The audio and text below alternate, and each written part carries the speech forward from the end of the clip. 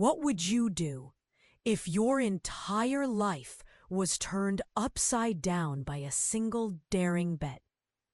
For Musa, a billionaire whose confidence was matched only by his wealth, it seemed like a simple game. One more playful challenge to prove himself. Musa had always been ready to accept any dare his friends threw at him, never one to back down from even the most outrageous suggestions. He thrived on thrills, living each day as if the world was watching him. And in Lagos, a city alive with energy and ambition, there were always eyes on him. Subscribe and hit like. Our powerful stories add years to your life. Join our Story Lovers Club and let us know in the comments, where are you listening from? On that warm evening, as the neon lights flickered outside and car horns blended with laughter in the bustling streets, Musa sat with his closest companions, Stanley and Marcus, at their regular spot in an exclusive bar. These men were not just wealthy. They had reached the summit of riches, their lives shaped by privilege and extravagance. Shining watches glimmered over their wrists. Expensive silk shirts hung perfectly off their frames. And their cars, status symbols that roared with power, waited outside like loyal beasts. The trio was notorious, not only for their money, but for their secret pastime. Games of risk. Challenges that involved not just fortune, but the raw emotions of those they targeted. Marcus, ever the mischief maker, relished the thrill of these stakes, his laughter booming across the bar as he recalled tales of bold bets and victories with women who sought the affection of the super-rich. That night, the challenge that would transform Musa's life was hatched in laughter and arrogance. As Marcus pointed out a woman across the street, a lady who didn't match their usual social circle, a woman whose appearance defied their standards, he laughed, his voice ripe with mischief. "Musa, I dare you," he said with a sharp grin, "to woo her, marry her, stay married for 6 months. You win. And you get more than bragging rights. I'll finance your wedding, the honeymoon, and even hand over my new Lamborghini." Stanley's laughter echoed the disbelief in the air. To them, this was nothing more than another game. Yet that night, under the watchful eyes of his friends and the city's relentless buzz, Musa accepted the challenge, completely unaware that this so-called bet would soon unravel everything he thought he knew about life, love, and himself. Outside, Lagos was painting its nightly masterpiece. Streams of headlights lined the roads. Music floated through open windows, and people rushed past each other, chasing dreams. Across from the bar, in a humble restaurant, Esther stood behind the counter, seemingly invisible to the glittering world across the street. Clad in a simple red apron, with her hair neatly tied in a scarf, Esther didn't fit the mold of the women Musa was used to. She was overweight, soft-spoken, and cared little for the designer trends that ruled his social circles. Yet her face radiated inner calm, the peace of someone who was content and kind.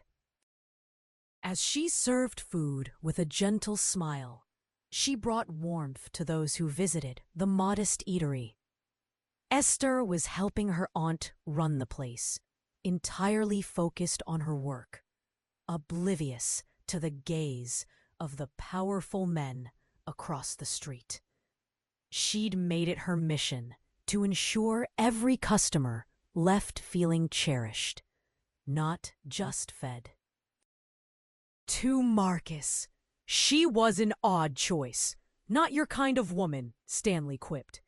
But Marcus, brimming with mischief, declared that Esther, this quiet, overweight girl, would soon become Moosa's kind, initiating the bet with his outrageous offer. Moosa looked at Esther and felt a strange curiosity. She was unlike any woman he'd ever been drawn to. There was something dignified about her calm demeanor, her lack of pretension, and the strength in the way she stood behind the counter. Without warning, he rose from his seat, determined to meet her, much to his friend's shock. As Moosa crossed the busy road, the city's cacophony seemed to quiet around him. He entered the restaurant, and the comforting aroma of jollof rice and fried meat enveloped him. The regulars glanced up, immediately noticing his air of luxury, the tailored shirt, the expensive shoes, and the sharp scent of his cologne. Approaching the counter, Moosa smiled softly. "Good evening," he said, his tone gentle yet confident. Esther looked up, somewhat taken aback, but quickly composed herself. "Good evening. What would you like?" Moosa responded with charm, but Esther remained unimpressed. Her politeness was firm and unflappable, unaffected by his attempts at conversation. She simply promised to serve him soon and walked away, a gesture so matter-of-fact it left Moosa feeling perplexed. He wasn't used to women ignoring his advances, and her indifference piqued his interest even further. After leaving the restaurant, Moosa didn't immediately return to his glittering mansion in the heart of Lagos. Instead, he sat in his luxurious car, pondering the encounter. In his hand, he held a small piece of paper, Esther's phone number, which she'd only surrendered after much insistence and with a pointed warning, "Please, don't call me if you're going to waste my time." That simple, steadfast boundary left Moosa amused, yet strangely intrigued. Women usually clamored for his attention, eager to bask in his wealth and status. Esther's reaction was refreshingly unorthodox. Determined to connect, Moosa tried reaching out to Esther the following morning, his message brimming with warmth and optimism. Yet, her phone remained silent. Moosa persisted, sending thoughtful notes, calling at different times, only to be met by more silence. When Esther finally answered his call in the evening, her voice remained quiet and reserved. Even then, she didn't immediately agree to his invitation for lunch, holding tightly to her boundaries. That first date was unlike any experience Esther had ever known. Moosa ushered her into a world of luxury, a high-class restaurant adorned with fresh flowers, crystal glasses, and the faint melody of piano music. Esther wore a simple brown gown and the gold earrings Moosa had gifted her. Though she tried her best to embrace the unfamiliar surroundings, anxiety gnawed at her beneath the refined surface. As Musa complimented her beauty and tried to put her at ease, Esther remained modest, barely raising her voice above a whisper. Despite the luxury, Esther felt out of place. She was not used to being the center of such lavish attention, nor to the idea of belonging in a high society world. She asked Musa if he frequented the restaurant, and when he confirmed, she smiled politely, confessing her discomfort with all things extravagant. Musa laughed and teased, encouraging her to get used to it, since this could be her new reality. Yet deep inside her heart, Esther felt uneasy, uncertain about Musa's true intentions and the authenticity behind all the luxury. Musa continued his campaign of generosity, showering Esther with gifts, whisking her away to movie premieres, boat rides, and luxury salons. He arranged for a driver to transport her to work, bought her fashionable clothes, expensive handbags, and fragrant perfumes. Yet Esther's gratitude was measured, never crossing over into excitement. Her reactions remained politely restrained, her heart holding on to skepticism and caution. She'd never known this kind of life, and wasn't sure she wanted to. Living as she did, humble and hard-working, Esther had learned to mute her expectations and trust her instincts. She kept asking herself, why is Musa doing this? Is it genuine love, or is there some hidden game behind the glittering gestures? The doubts persisted, tinging her every interaction with cautious reserve. Then one night, at yet another fancy restaurant, Esther caught Musa eyeing attractive women who walked by their table. The way his gaze lingered, and the occasional smiles he shared with strangers, made her feel small, unwanted, and disrespected. Her chest tightened with hurt, her laughter faded, and she withdrew, picking at her food in silence. Musa noticed instantly, asking if she was all right. But Esther only gave him a short response, hiding the vulnerability that weighed heavy on her spirit. After driving her home at the end of the evening, Musa tried to keep the conversation light, but Esther interrupted him gently, needing to assert her boundaries. Musa, I need some space. I need time to think. Shock swept through Musa. No woman had ever rejected him so firmly. As she walked away, he felt a strange, unfamiliar anxiety rise within himself. For the first time in his privileged existence, Musa knew what it was to fear losing someone, not for a bet, not for pride, but for reasons that cut much deeper. The next day, Musa met Marcus and Stanley at their usual bar, his demeanor uncharacteristically quiet. He recounted Esther's request for space, and his friends burst into laughter, unable to believe a woman could rebuff Musa's charm and fortune.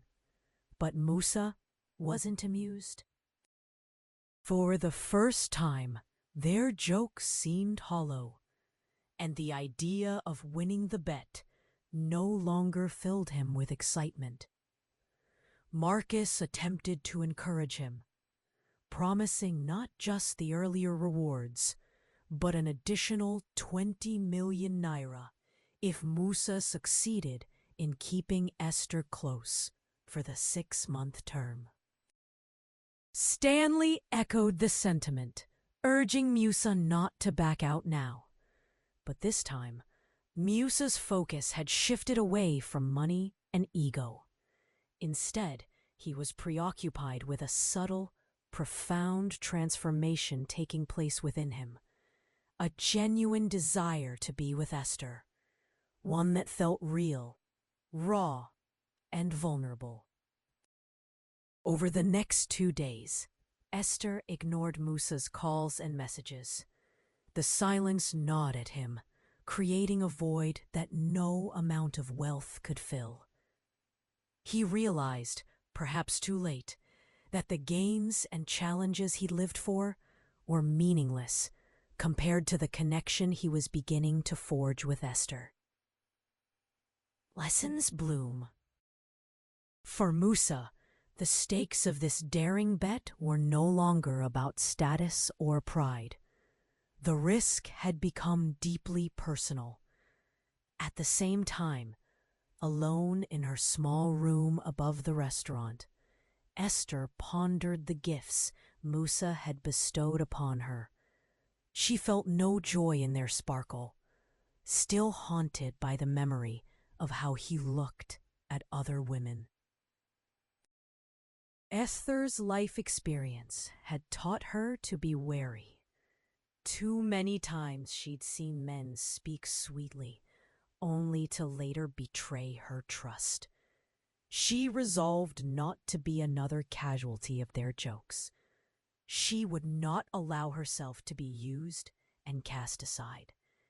Days drifted by, with Musa agonizing over Esther's silence. His world felt suddenly small and vulnerable, a sensation he didn't know until now. The chaos of Lagos, once so thrilling, now pressed in around him, restless and discordant.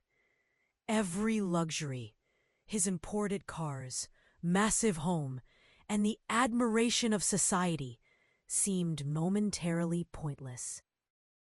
Musa realized that he'd never truly pursued anyone for the right reasons. He'd never invested genuine emotion, never really fought for someone's trust. Desperate to make amends, Musa asked Esther for a second chance. With humility, he dialed her number once more, his heart thundering in anticipation. "Esther, I know I let you down that evening," he confessed, voice trembling. "I wasn't respecting you, and that was wrong. Please, allow me to show you that I am not like those other men." Esther hesitated. She'd heard words like these before, and her heart ached with the memory of past disappointments. Yet something about Musa's tone stopped her. Less arrogance, more sincerity. Deciding to give him the benefit of the doubt, Esther agreed to meet for coffee at a small cafe she liked. A safe place for honest conversation. Surrounded by the gentle clatter of cups, Musa opened up about things he rarely shared. He spoke of growing up affluent but emotionally distant, of always feeling the need to impress, but never being truly seen for who he was. Esther listened quietly.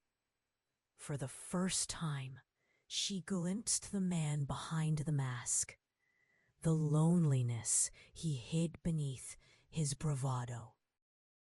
Their conversation stretched for hours, lingering on shared dreams and private fears. Musa spoke softly, sometimes halting, searching for the right words. Esther found herself relating to his search for happiness, even as she guarded her own wounded spirit. As afternoon faded into evening, they made a simple promise, not of love or commitment, but to treat each other with honesty, no matter what happened next. It was a fragile new beginning. But it was real. Musa left the cafe feeling lighter, every step a silent vow to do better. Esther, for her part, resolved to observe with hope and caution, giving Musa the space to prove himself beyond gifts and gestures. In the weeks that followed, Musa stepped away from flashy dates and extravagant gifts. He realized Esther needed authenticity, not a showcase of wealth, but simple moments that built trust.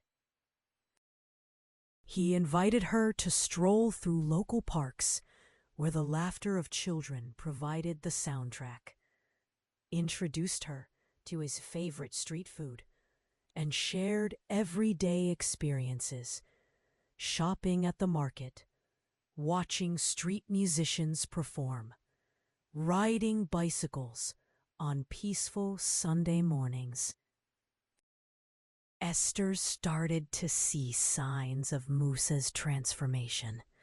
No longer did he compete for her attention in a crowd. Instead, he focused on listening, asking questions about her family, her childhood dreams, and her love for books and music. Esther told him stories of her late parents, her bond with her aunt, and the struggle of growing up in a city that valued appearances above character. One afternoon, Musa brought Esther to his family's home. It was a risky move and a mark of true intent. His mother, regal and reserved, gave Esther a careful appraisal. Musa introduced her with pride, hoping his family would see what he saw, a woman of dignity, resilience, and warmth.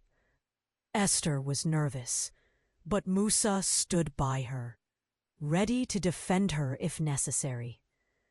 To Esther's relief, Musa's mother didn't judge her for her background or appearance. Instead, she offered a gentle welcome, inviting Esther to join the family for dinner. They shared a simple meal, talking about Lagos, childhood memories, and the challenges of running a restaurant. Musa's father asked Esther about her ambitions, and she confided her dream to someday own a bakery, a revelation that warmed Musa's heart. After that evening, Esther's belief in Musa grew slowly but steadily. Trust was fragile, but each small gesture cemented their connection. The bet that once defined their story began to recede into the background. What emerged was something new, a relationship grounded in honesty, mutual respect, and hope. As Musa and Esther's bond strengthened, whispers began to swirl in social circles.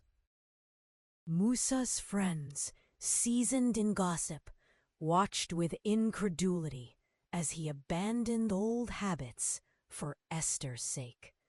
Marcus was the loudest skeptic, repeating his warnings that Musa would eventually grow bored, that Esther would never fit into their privileged world. But Musa remained steadfast. When Marcus confronted him about the bet, reminding him of the glittering rewards and urging him to hurry the marriage, Musa surprised everyone by admitting he no longer cared for money, nor for their approval. "I want to do this for myself," he said simply.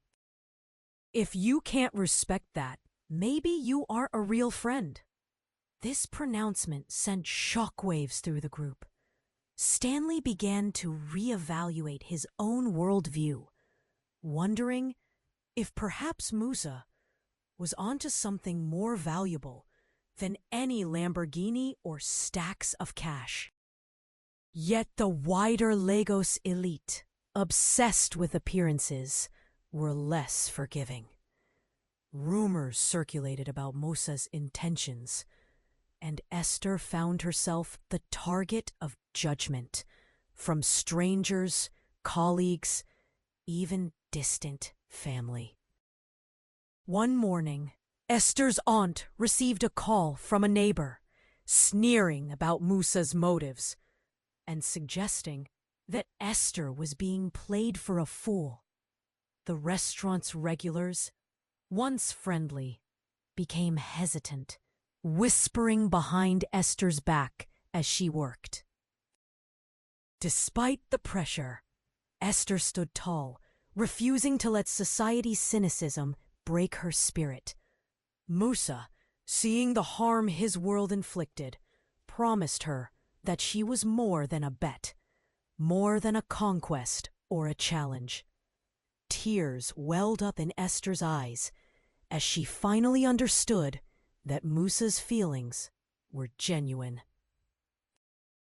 The storm of scrutiny only brought them closer, binding their hearts with the shared determination to prove everyone wrong. Months passed, marked by quiet dates and honest talks. Musa and Esther discovered joy in ordinary things, in cooking together, reading by lamplight, and supporting each other through daily trials. The weight of expectation faded, replaced by a deep, abiding affection.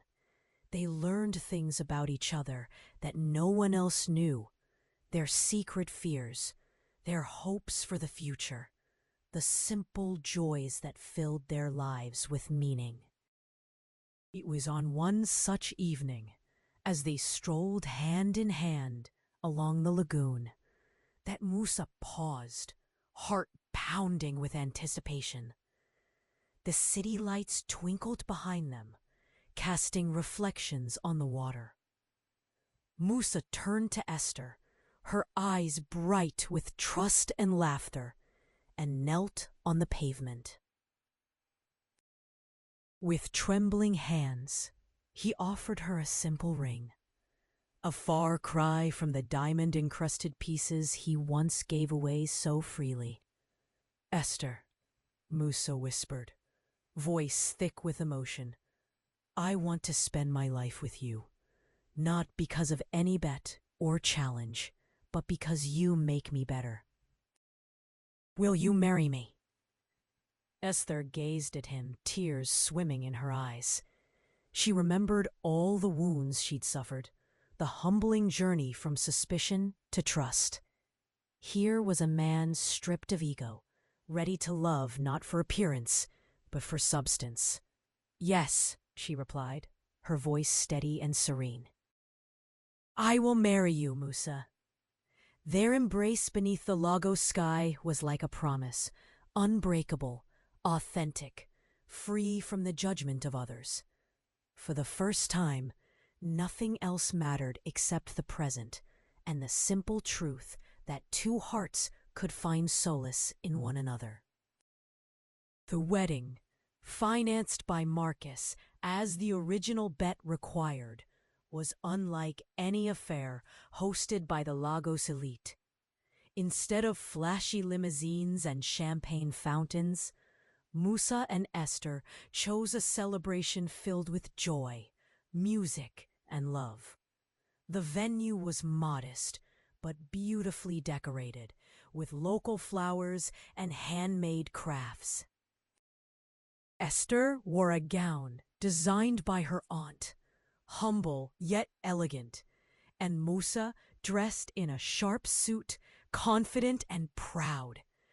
Guests from every walk of life were invited: business moguls, restaurant regulars, market vendors, family, and friends.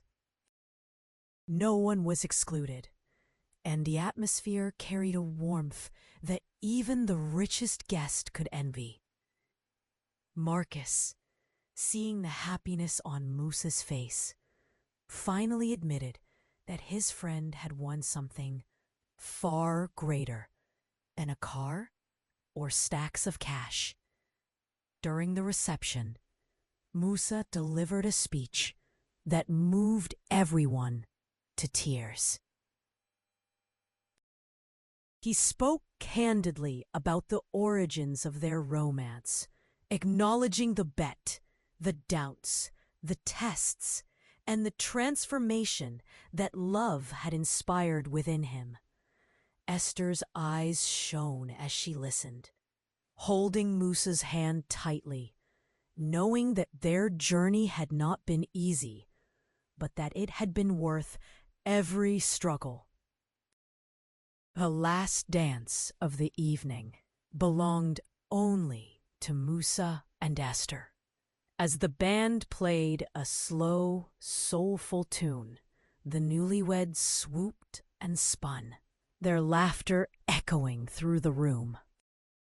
It was a celebration not just of their union, but of forgiveness, growth, and genuine happiness. An unforgettable moment that cemented the start of their new life together. After the wedding, Musa and Esther's life entered a gentle rhythm. The early days of their marriage were filled with small discoveries, habits to cherish, quirks to forgive, and a new world of shared routines. They moved into a cozy apartment not too far from the city, but far from the noise and expectations of Musa's old world. Every morning, they made breakfast together, laughing as they navigated clumsy kitchen routines. Musa, who once dined only in the finest restaurants, now cherished Esther's home-cooked meals, flavored not just with spice, but with care. Esther brought warmth to every corner of their home, adorning the living room with bright fabrics, soft lights, and potted plants she'd chosen at the local market. Musa found himself drawn to her presence, discovering peace in her gentle voice and the quiet strength that had first attracted him. At night, after long days, they sat together by the window, sharing stories, dreams, and quiet hopes of building their family and community. Financially, life wasn't as lavish as Musa had once known. While he still had resources, he tempered spending, having learned the value of restraint and purpose. They prioritized meaningful experiences, weeks volunteering at a local youth center, evenings spent helping Esther's aunt at the restaurant, Sundays dedicated to baking lessons as Esther worked toward her pastry dreams. Yet it wasn't all perfect. Old challenges sometimes resurfaced. Musa struggled to balance work and family, particularly when demands from his business clashed with Esther's desire for time together.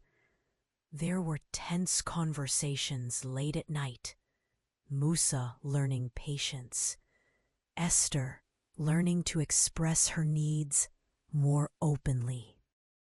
But with every argument and reconciliation, they forged a bond more resilient than before, grounded in empathy and forgiveness.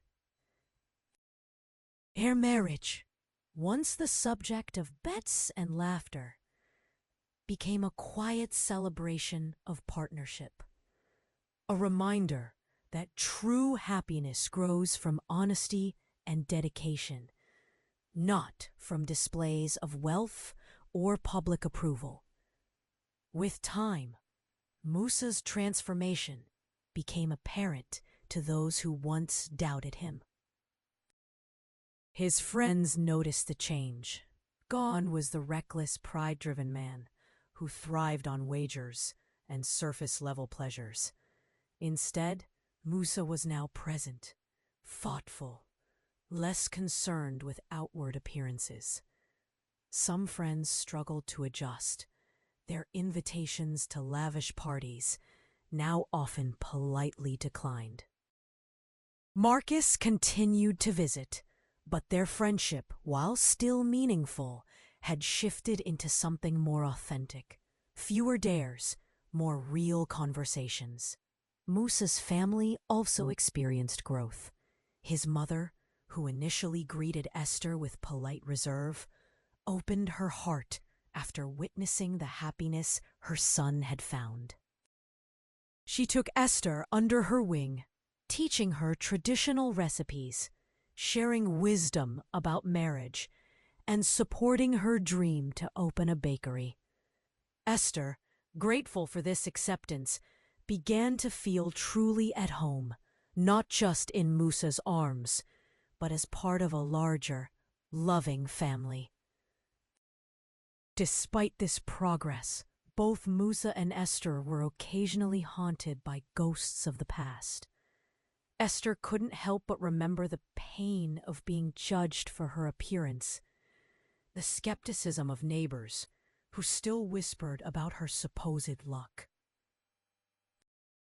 She worked hard to build her confidence, focusing on her skills and the love she nurtured within her home. She reminded herself daily that she'd been chosen for who she was, not for any facade. For Musa, a deeper self-investigation was required.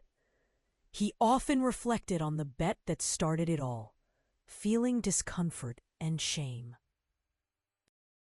To atone, he began mentoring young men in his community, speaking honestly about the pitfalls of arrogance, the emptiness of superficial pursuits, and the joy of genuine connection. His words carried weight, shaped not by theory, but by lived experience. Through shared healing, Musa and Esther both freed themselves from the darker chapters of their lives, shaping a future defined more by possibility than by doubt. Their story became a living testament to redemption, growth, and the healing power of love. The years unfolded with subtle but significant achievements. Esther worked tirelessly at the restaurant, and with Musa's encouragement and support, she finally took the leap to open her own small bakery. The process was daunting. Funds were tight, the location modest, but Esther infused it with vision and determination. Her pastries and cakes quickly drew a loyal clientele, not only because of the delicious flavors, but because of Esther's kindness. Every customer felt welcomed and listened to, every child leaving with an extra cookie or word of encouragement. Musa stood by her, helping manage the business side and learning the value of consistent, humble work. He traded boardrooms for broomsticks and marketing meetings for early mornings in the bakery, all so Esther's vision could flourish. Their bakery soon became a hub for the community, a gathering place where both the wealthy and the working class mingled, sharing coffee, stories, and laughter. The opening day of the bakery became a celebration in the neighborhood.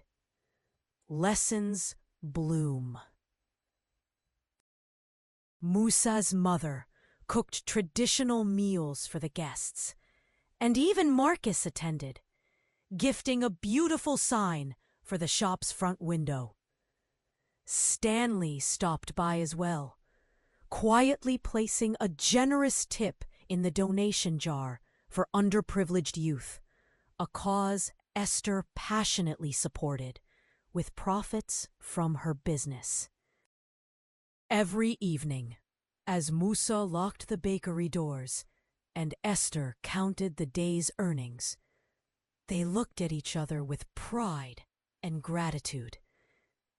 Their bond, tested by adversity, had birthed something greater than individual success. It had created a legacy of resilience, generosity, and hope for the future. As the years passed, Musa and Esther's love story became something of a legend, not because of its glamour, but because of its optimism and honesty. Young couples sought their advice, and even skeptics admitted the authenticity that radiated between them. They were invited to speak at community events, sharing their journey from uncertainty and ego to devotion and partnership. Esther mentored local girls, teaching not only baking, but also confidence, independence, and self-respect. She reminded them that real worth could not be measured by dress sizes, heritage, or public standing, but by the courage to be themselves. Musa, now a respected business leader, partnered with nonprofits to foster youth education and advocate for the values that underpinned his marriage: grit, honesty, and empathy. Their wedding anniversary became a community holiday. The bakery rolled out special treats, children sang, and the story of how love changed two lives, and by extension the neighborhood, was retold by elders with pride. Esther and Musa's home, always open, became a refuge for friends and strangers alike. Those in need found comfort there, learning from the couple's journey that transformation and forgiveness are always possible. Family gatherings grew in size and warmth, with each year's celebration more joyous than the last. Through their example, Musa and Esther proved that laughter can heal wounds, humility can redeem pride, and love, real, patient, and kind, can move mountains. Their story was now more than a private affair. It was a living source of hope, especially for those who had once felt undeserving or invisible. With time, Musa and Esther were blessed with children, a dream neither had dared voice aloud in the earliest days of their union. Their firstborn arrived on a rain-kissed morning, greeted by tears of joy and the embrace of both families. As parents, they brought the lessons of their journey into every moment, valuing honesty, compassion, and the courage to apologize after mistakes. They balanced discipline with warmth and joy with gratitude. Musa read to his children every night, painting visions of resilience and possibility. He shared, in simplified ways, stories of how he'd met their mother, not hiding the mistakes, but using them as lessons in humility and growth. Esther taught her children the artistry of baking, letting little hands knead dough and sprinkle sugar, fostering creativity and patience.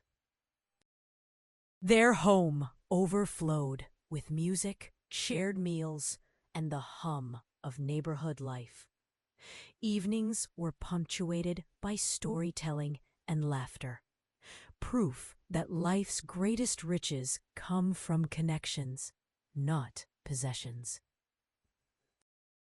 Musa's heart, once driven by pride and ego, blossomed into fatherly love, a tenderness that made his earlier life feel like a faded memory.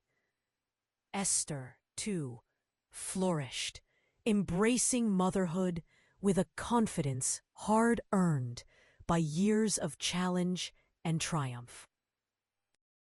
Together, they looked forward to the future, knowing that whatever happened, their love and the lessons they had learned would serve as a shield and a beacon for the next generation. As the years went by, both Musa and Esther faced new trials.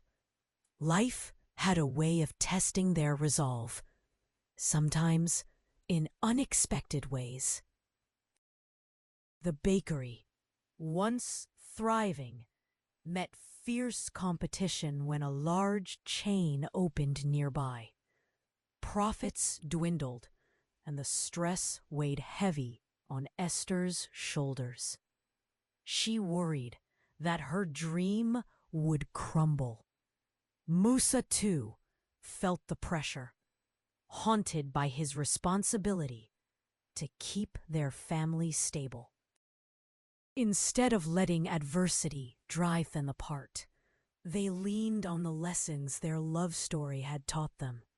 Together, they discussed every problem, sometimes late into the night when children slept and the city outside quieted. Musa offered ideas, but more importantly, he listened. Esther shared her anxieties, but also her hope. Hand in hand, they planned new recipes, events at the bakery, and ways to connect with their community again. They decided to host charity days, giving free bread to those who needed it most. Esther started a weekly baking class for local children, many from families who couldn't afford treats. Slowly, goodwill became their silent brand, and the neighborhood responded. Customers, touched by their generosity, returned in greater numbers. News spread, soon reaching the city's heart, drawing media attention and support from unlikely quarters. Through these trials, Musa and Esther found their marriage growing stronger. They realized it wasn't wealth or success that defined them. It was resilience and the ability to share burdens without shame. They faced every challenge as partners, knowing that together they could withstand any storm. A bakery survived, not by outselling competitors, but by reminding everyone that hope and kindness could outshine even the brightest neon sign. Not all wounds healed quickly, especially when it came to Musa's extended family. An uncle, once disapproving, finally visited the bakery. He looked at Esther, not with judgment, but with curiosity. Over coffee and pastries, Musa took a bold step and shared the truth of how his romance began. The infamous bet, the skepticism, the challenge, and his transformation. The uncle listened, eyes wide.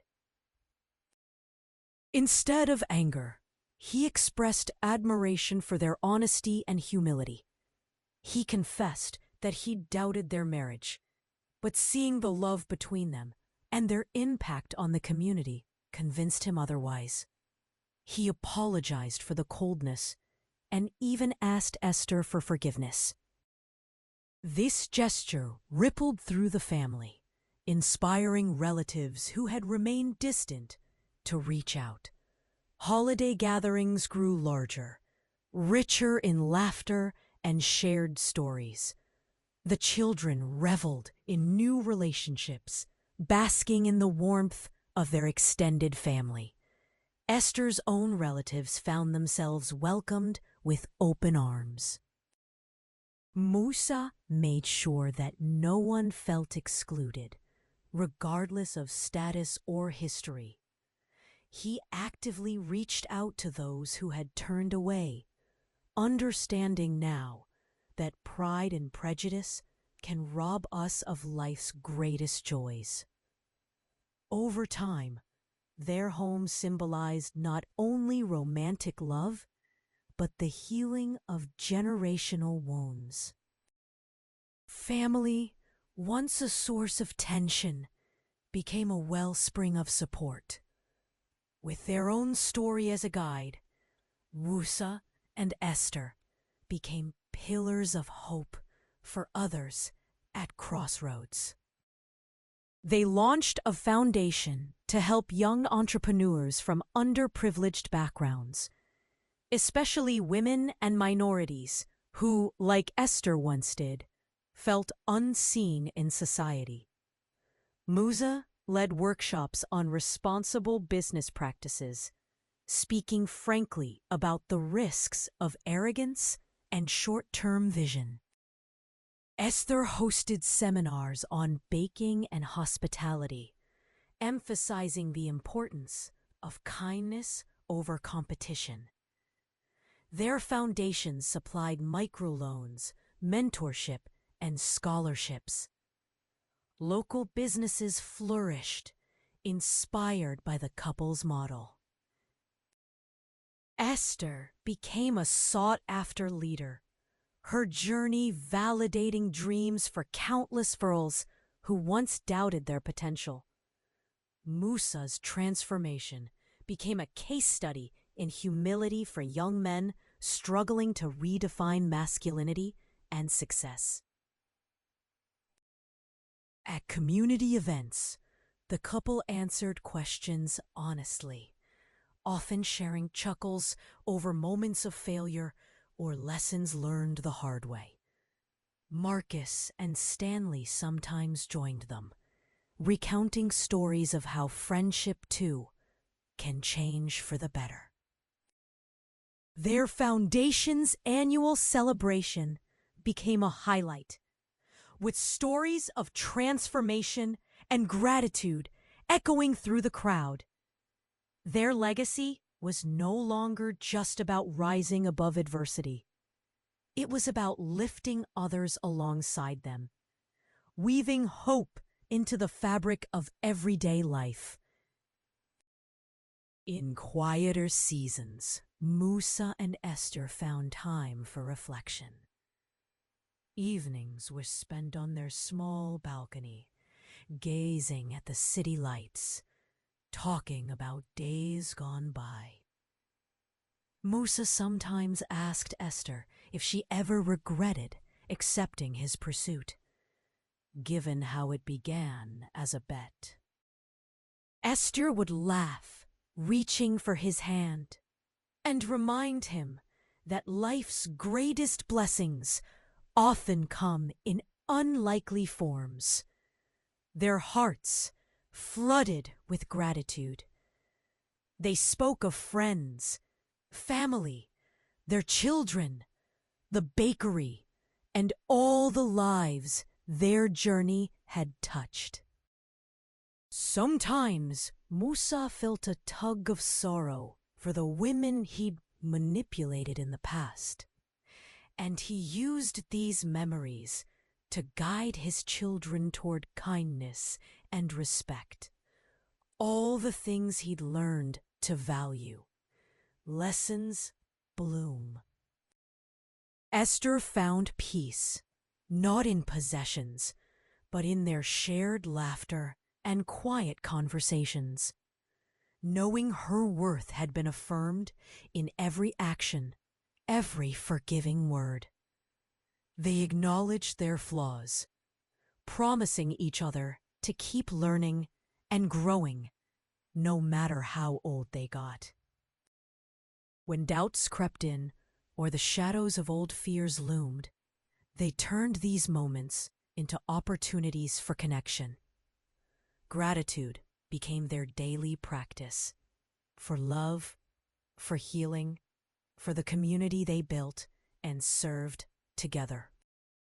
As their children grew up and set off on their own paths, Musa and Esther's story became a beacon for generations. They published a book together, recounting in honest, sometimes painful detail how two hearts fused through adversity, bridging differences of class, appearance, and wounded pride. The book, translated into several languages, found readers in faraway places, inspiring people who had never heard of Lagos but could feel the universality of their struggle and triumph. Musa and Esther traveled to speak at conferences focused on compassion, marriage, and overcoming prejudice. They shared hugs with the audience, always emphasizing that the real miracle wasn't the wedding, the bakery, or the forgiven bet. It was the decision to meet each other's gaze beyond the surface, to believe in second chances, and to embrace the unknown. Their deaths, when they finally came long after, were marked by outpourings of gratitude and remembrance from all corners of the city. Streets near the bakery were named for them. An annual day of service commemorated their legacy. Children, now grown, continued their parents' work, passing on the torch of hope, resilience, and love. Thus, the story of Musa and Esther became more than a tale of a bet. It became a living monument to the idea that love can conquer deceit, tradition, and every wall society builds. In the end, their legacy was not built on wealth or status, but on the gentle, persistent courage of two souls who transformed a fleeting challenge into a lifelong gift to themselves, their community, and the world.